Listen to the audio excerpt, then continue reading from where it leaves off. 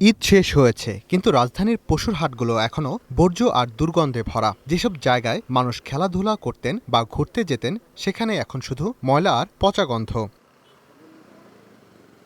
ঢাকা দক্ষিণ সিটির শাহজাহানপুর হাটে দেখা গেছে বাইরের কিছু অংশ পরিষ্কার হয়েছে, ভিতরের রেলওয়ে কোয়ার্টারের মধ্যে এখনও বাঁশ পড়ে আছে। এতে আশেপাশের বাসিন্দারাও ক্ষুব্ধ। বাহিরের যে মেন রাস্তাটা এগুলো পরিষ্কার করে ধরেন দেখাচ্ছে আর কি। আর আমাদের মহল্লার ভিতরে যে চিপা চাপাগুলা এগুলাতে এখনো আসে নাই। এলাকাবাসীর সমস্যা তো হচ্ছে, এই ধরেন এগুলো তো মশামাছি হবে, ভাইরাস ঢুকবে, আমরা যে চলাফেরা করতেছি অনেক কিছু ক্ষতি হতে পারে। কমলাপুর হাটেও ঈদের তৃতীয় দিনেও রাস্তার পাশে বাঁশ লাগানো ছিল। সমবায় সমিতির মাঠেও বাঁশ খোলা হয়নি। পরে স্থানীয়রা নিজেরাই বাঁশ সরাতে শুরু করেন। ইজারাদার মোহাম্মদ ইসমাইল হোসেন জানালেন, সেই মাঠে ব্যক্তিগতভাবে নয়ন নামে একজন হাট বসিয়েছে, কিন্তু অনেক ফোন করেও এ নয়নের সন্ধান মেলেনি। তিনটা আমাদেরই ছিল, আর ওটা ব্যক্তিগতভাবে নয়নের আর কি। উত্তর সিটির ভাঙা হাটেও একই চিত্র।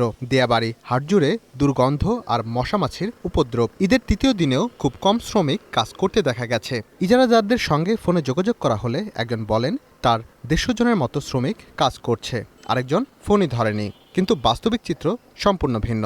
একদিনে এত বাস খোলাটা পসিবল হচ্ছে না।